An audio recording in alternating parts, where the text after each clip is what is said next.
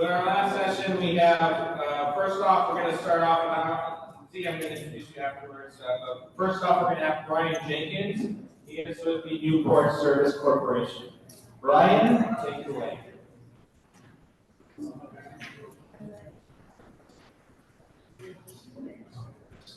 Everybody hear me? Yeah. That's the lawn here, by the way, for anybody who's wondering. Real quick, I am a volunteer with AI, ML architect, and data scientist. Okay.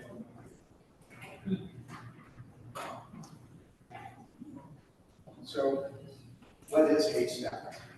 So, for investors and accelerators, Haystacks is a decision intelligence tool that can predict a startup's fundability with high levels of accuracy using machine learning or capital readiness rubric and a historical database of over 80,000 data points. So, in summary, Haystack serves to de-escalate the risks around investing in pre-revenue startup companies. So we've been doing this now for about 3 years. We most recently released our version 3, and we're getting some press. So we were pleased to be able to be featured in the New York Times Business Journal just last month.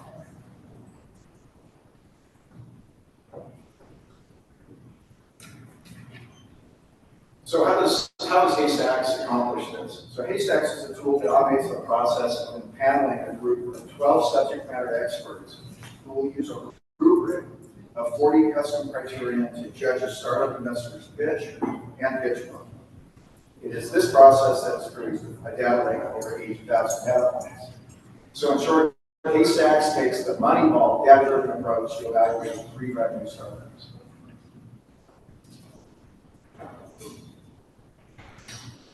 So what's the Haystacks event workflow, and how does AI fit into it? So in the first phase, which is the application and general object phase, this is kicked off when a startup uploads a profile and a pitch video to the application. However, it's at this juncture that the accelerator or the investor who is using Haystacks faces the risk of accepting the startup, even though it may have little chances of finding funding in the future. To help mitigate this risk, we have developed the AI pitch video model predictor that generates an early assessment of fundability from the transcript of the uploaded pitch video in real time. Second phase, this is where the goods hit the ground. This is where judges are empaneled and scores will be generated and saved to our data lake. The scores will then be used during the subsequent evaluation and analytics phase.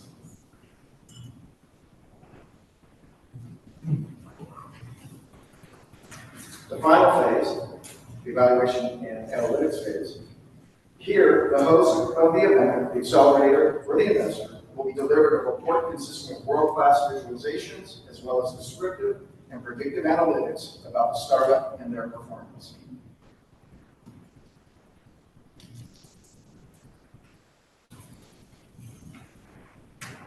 So let's take, as an example, let's look at one of our predictive analytic visualizations.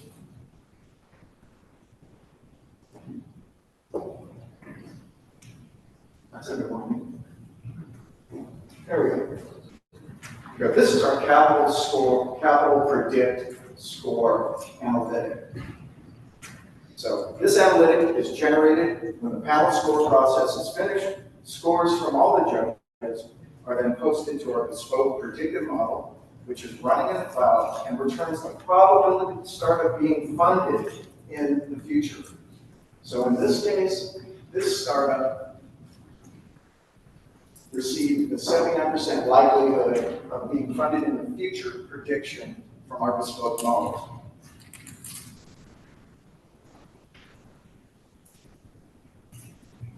So next, let's look at a demo of our Haystacks GPT judge.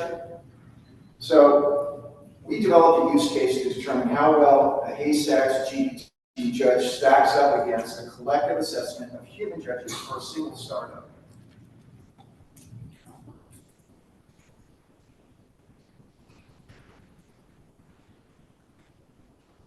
And my understanding is that this is a video, my understanding is at one place, we're gonna work off the static page. But what you're gonna see, what you see here is 17, well, histogram of 17 criteria that the judges use to rate each startup. And the yellow bars are the averages of the 12 judges that have rated this particular startup. If I were running this video, what you see is the blue bars being built sequentially as our Haystacks GPG judge is generating a score based on the transcription from the videos that were uploaded. And quite frankly, when it's all done, and it's kind of a fun video to watch, but when it's all done, what you'll see here is that 5 scores are actually in agreement with the average human judge score. It's stunning.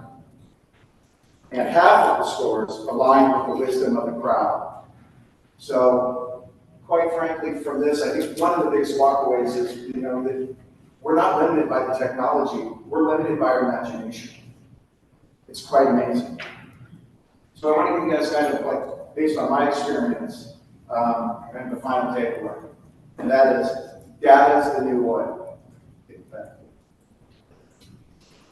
No matter what, save all your data. You may think it's benign, it's of no value whatsoever. You'll never use it again, right?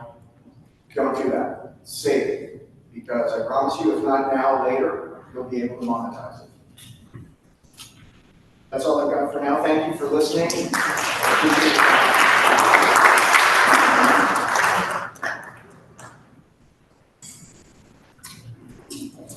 And then next we have Zeeshan Subzwari. He is the Managing Director for Healthsocal.ai and also.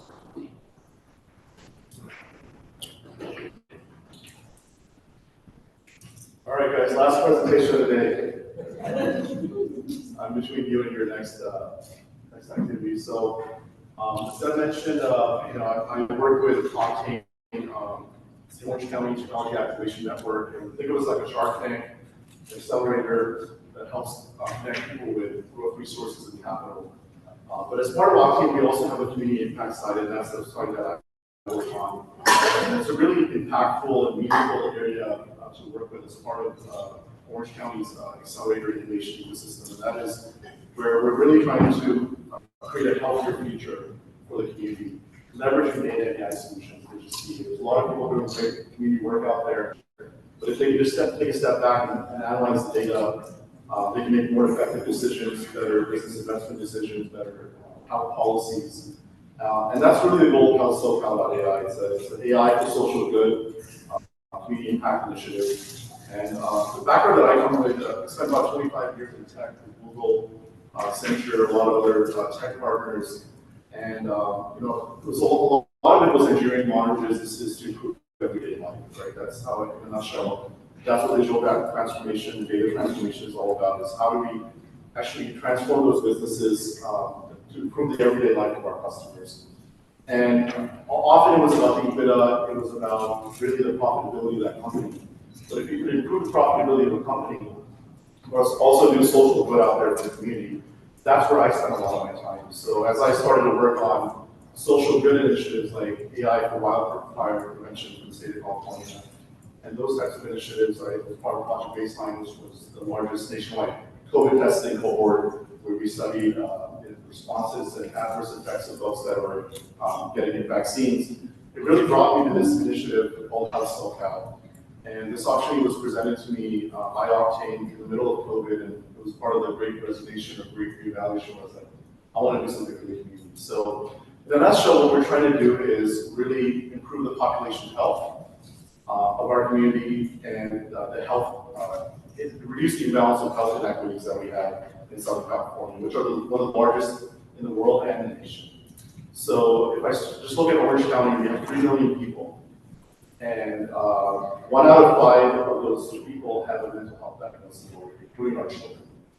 So as I focus on creating a healthier future, I have to know where we are right now. If you look at the U.S. News and World Report, Southern California rates somewhere between 250 to 270 out of 500 counties in the U.S. You start looking at that data, you really started looking at health inequities, housing insecurities, food insecurities that are leading to us not being as healthy as we can, despite being one of the largest socioeconomic regions in the U.S. and the world.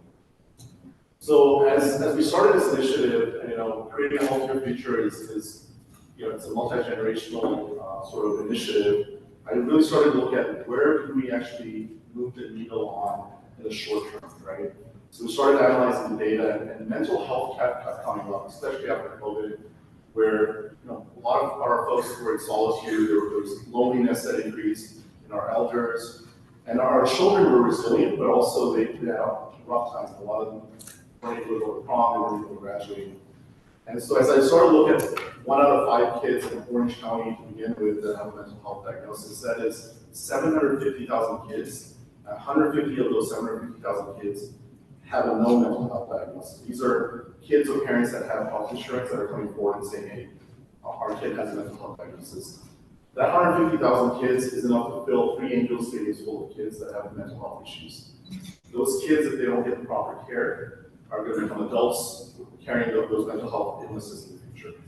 So how can, from a data perspective, we determine how we can improve the mental health of these children and adults? So we started looking at with UCI, and I've got summation back there, because now I'm a data engineer with Healthsocal. We started working with the University of California, Irvine, and started to really see how we can develop a solution around this. And the idea, as Brian said, was data is oil. So the first exercise in any AI initiative is the big data initiative. How can we gather the community's data? How can we model it, analyze it, and contribute it back to the community? So we started looking at mental health scores that US News World Report had done for Orange County. And there was a mental health index score, or illness score. And there were, we're like, let's figure out what these mental health scores correlate to. And so we started looking at social determinants of health. Has anybody heard of social determinants of health here? So basically it's how we eat, live, play, work. It's our environment. So our environment, the theory is that our environment affects our mental health and affects how well we do as individuals and affects our health activism in general. So we started to correlate these 2 data points together is look at 300 plus social determinants of health, look at mental health scores, and use AI and machine learning algorithms to figure out what is the correlation. What are those, out of those 300 factors, what are the top 8 to 10 factors that actually affect mental health? So with that, we have a video to show, hopefully the audio plays as well. So as part of the study, we used AI tools, we used our data exchange where we gathered this, create this video, and hopefully the audio works as well. Looking after our mental health, a study by UCI in collaboration with Healthsocal.ai. Did you know that 1 in 6 adults in Orange County seem to have a below average mental health score? If mental health was an exam, 23 points out of 100 would be dependent on quality of life. Quality of life here is having a vehicle, having internet access, having stable income, not living alone, and avoiding regular intoxication. Can you check all these boxes? If not, it's time to switch things up. Some numbers: 1 in 10 people in Orange County live alone. On an average, 4 out of 100 do not own a vehicle. 7 out of 100 people do not have access to the internet, even today. 17 people out of 100 do not have any source of income, and 16 out of 100 are alcoholics. And all these are directly related to mental health. Okay, next. How fluent are you in speaking English? If you think it doesn't matter, think again. 11 points of the exam are for your fluency in English. Next, let's talk about marriage. This one would be limited to people who have been married at least once. 1 in 10 people in Orange County are divorced. Unfortunately, 1 in 20 have been through the pain of being widowed. In contrast, almost 5 out of 10 are currently married. Through our study, it is apparent that people who have been through the difficult times of being divorced and widowed show more mental health trends. Rightly so, these individuals are highly recommended to not be reluctant in seeking professional help. Individuals who are currently married show amazingly better mental health statistics. Please note that these studies have been based on average trends across Orange County and does not aim to comment on a single person's marital status. Let's talk about the housing. 6 in 10 people in Orange County are homeowners. 4 in 10 people have rental ownership. Our study shows that homeowners are happier than people who have rental ownerships. This might be the right time for you to start saving up for your future home. After all, 10 points of the exam are for your housing situation. The study has also found that a moving 28% of your exam is based on the diseases you have been suffering from. 14% is based on treatable diseases and the rest 14 for non-treatable ones. Some common diseases that seem to have a major impact are arthritis, chronic heart diseases, stroke, chronic obstructive pulmonary diseases, high blood pressure, and cervical diseases.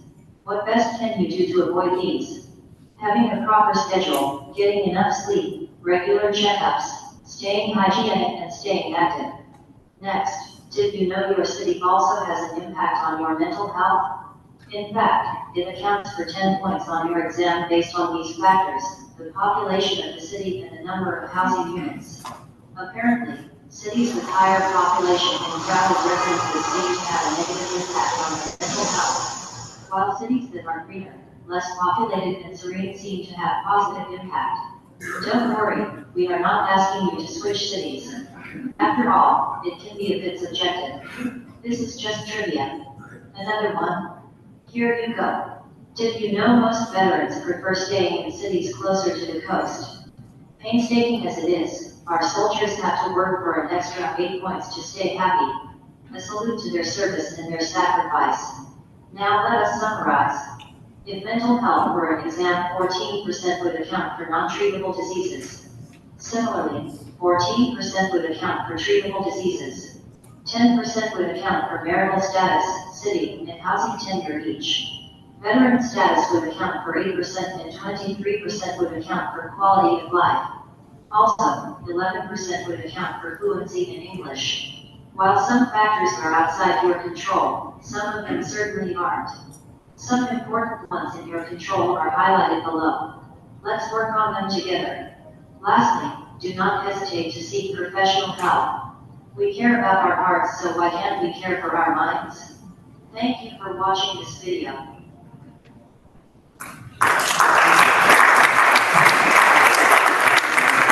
So hopefully that was meaningful, and you know, when we look at healthcare versus disease care, and the disease model of care is, you know, when Zeeshan is already sick, then hospitals are taking care of him. So the idea is to give a lot of these analytics to decision makers in our community, so that we can be more predictive and proactive in nature and taking care of our health. Because mental health, there's a good side of mental health as well. There was a study in Iceland where they basically linked folks, you know, their kids to sports music arts programs that have the same well-being effects as substance abuse.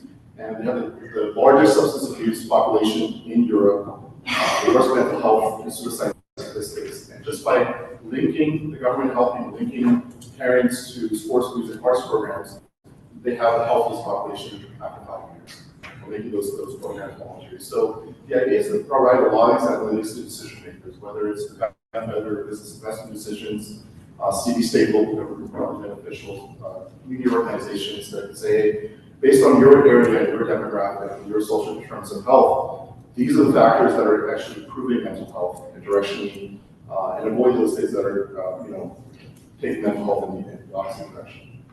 So with that, I'm going to show you just another analytics dashboard. Again, the key is data gathering. And there's a lot of data that's out there, by the way, publicly available data sources from the census, the CDC, the health agencies like the Orange County Health Agency.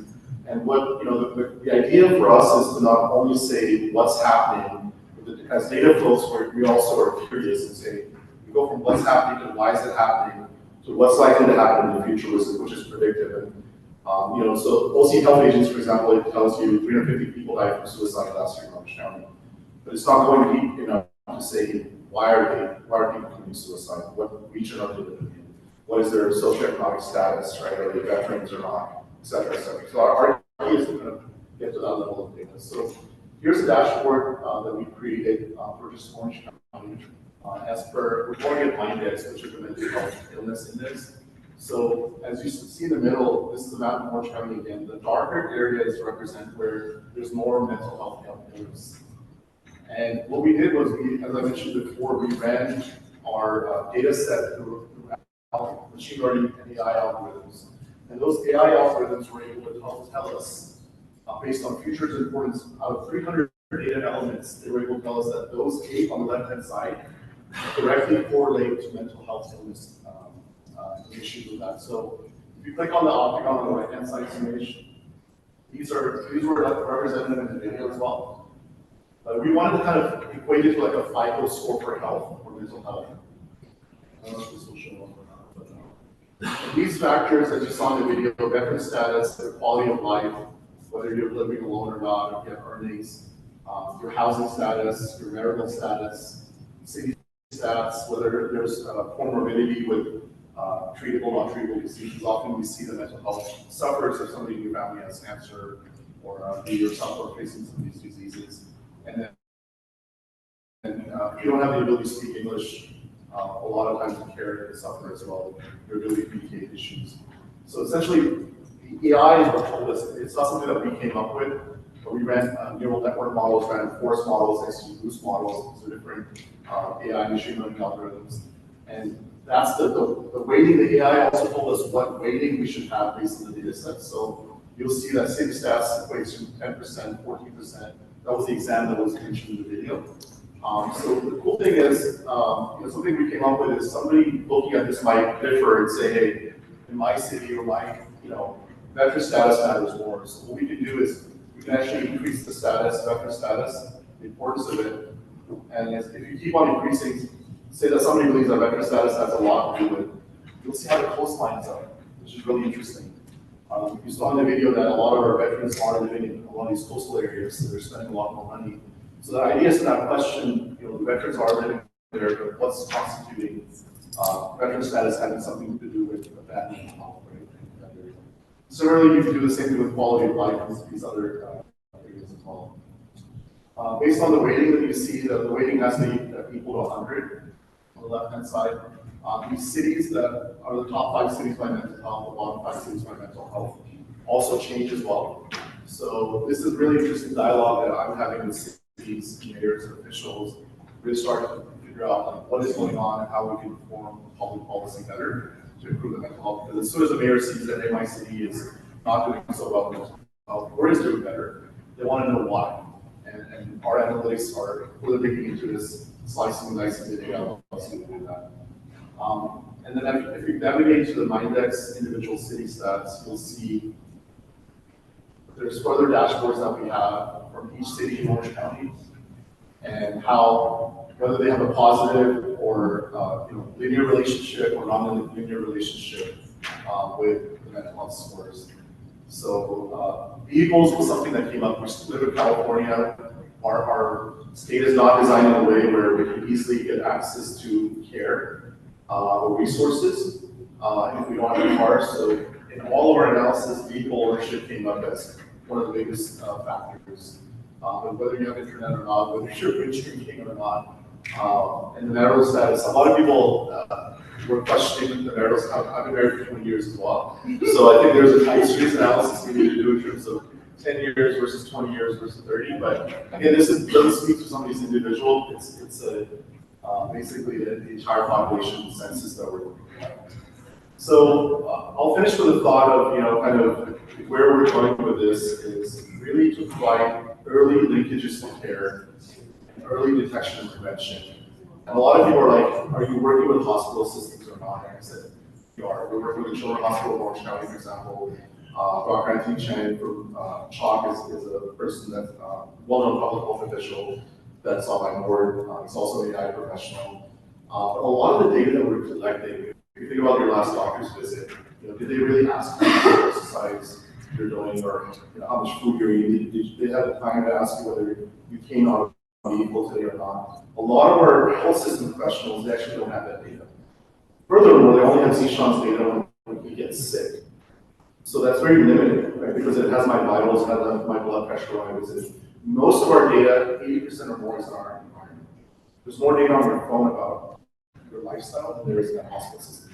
So my idea was actually to go the other way around and say, hey, there's value in me collecting this data, modeling it, analyzing, and bringing it back to the health system and say, so if a doctor is treating Zeeshan, he or she knows that, hey, these are the social determinants of health. Here's how the average person in Irvine, where I live, eats, lives, plays, and works.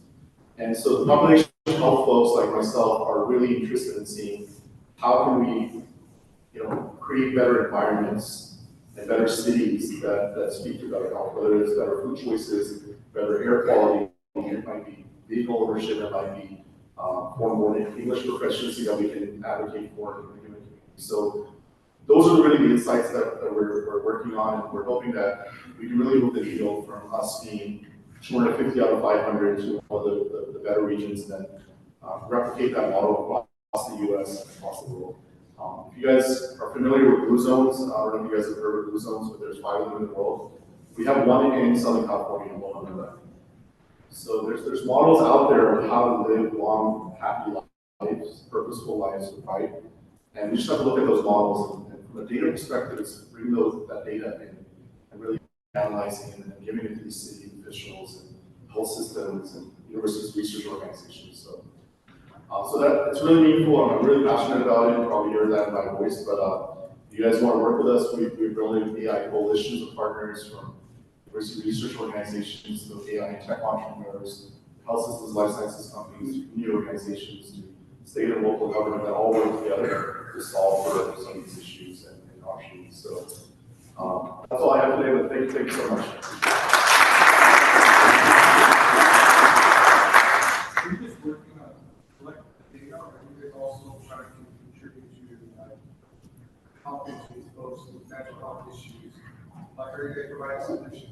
Yeah, great question. So the insights and the data really helps from a B2B perspective, like health systems or organizations that we go out, like school systems, universities.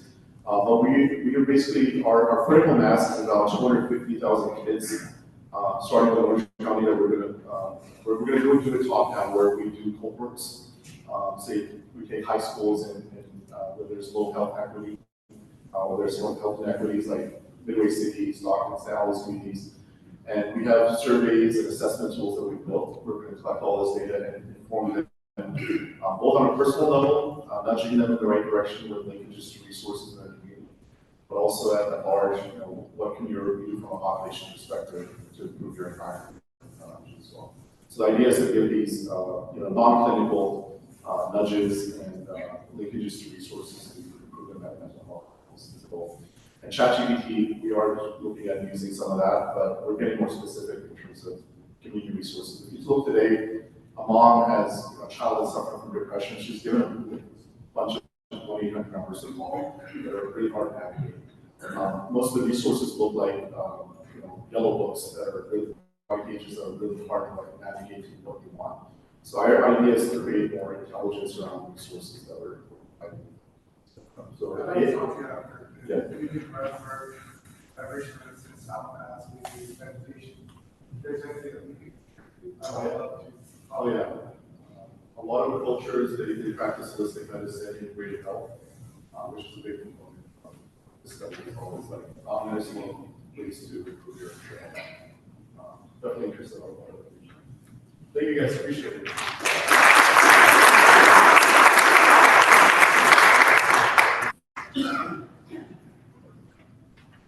We'll ask a couple of questions before we call it a day. So I know that we do these roundtables in the chamber. We do about 2 a month. One of the consistent themes that comes up for our businesses is how do we get access to capital? How do we get access to funding?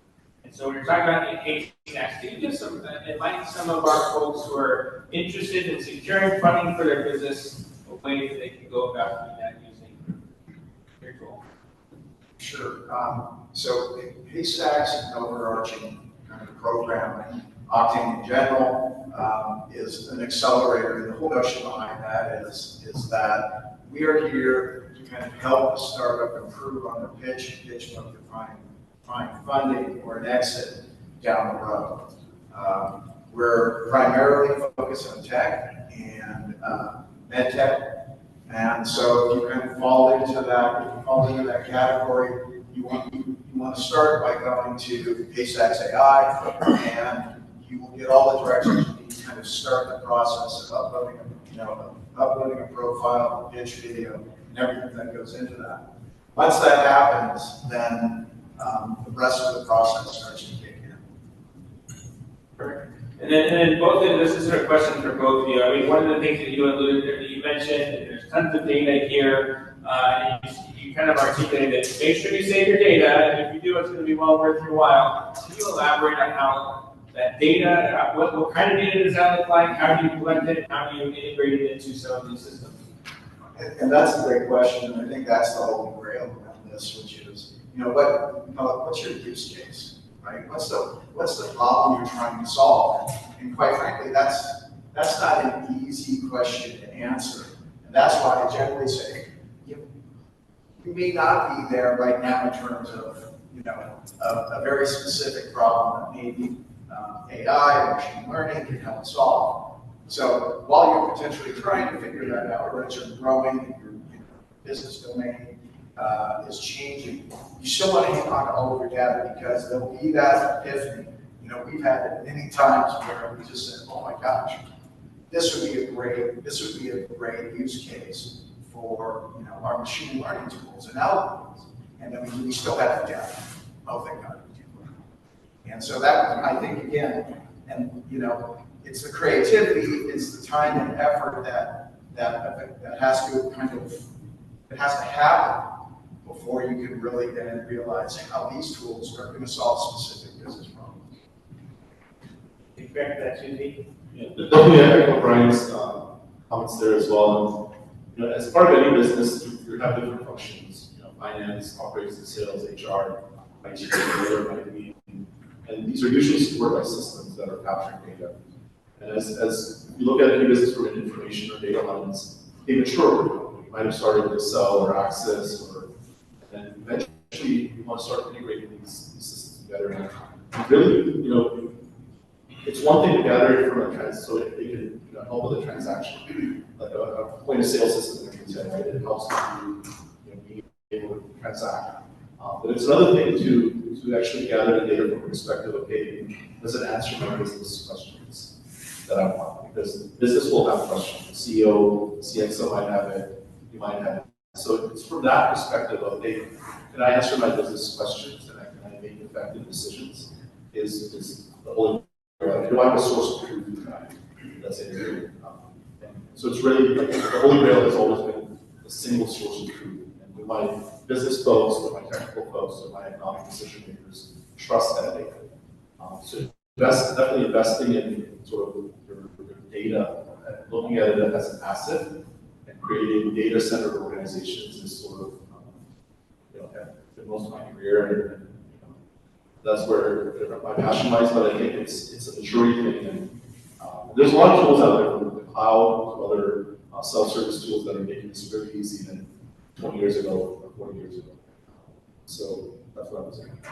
Perfect. And this is the same question that we've asked all our panelists before I said about the stage is, these are all business owners, business professionals. What's one piece of advice you would give them when it comes to using artificial intelligence? It's an amazing time.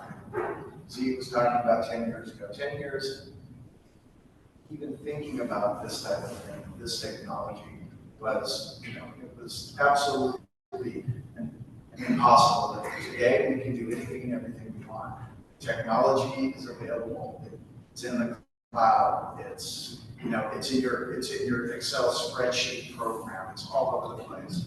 I think the biggest thing to do though is to go out and read. You can find articles on this type of machine learning or AI or ChatGPT, all of that, and just start reading. And it's all really consumable.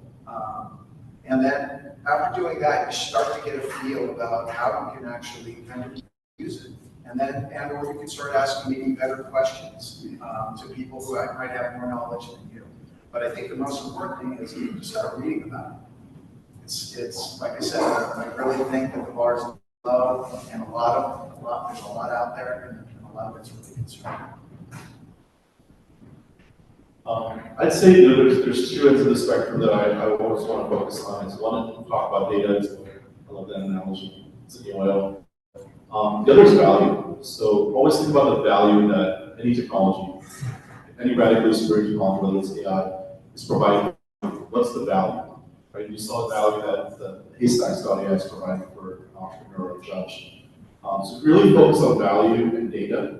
The AI will come along. A lot of people are very focused on the technology, and they miss the data piece. They miss the governance, the responsible AI, and lawyers that we spoke about. So focusing on data and the value, and it doesn't come right away, right? It's not like, hey, I'm going to gather the data, I'm going to do some AI, and the value will come right away. It's a iterative process that value and understanding of that value comes about. So really focusing on both ends of the spectrum from a data and value perspective is what I would say.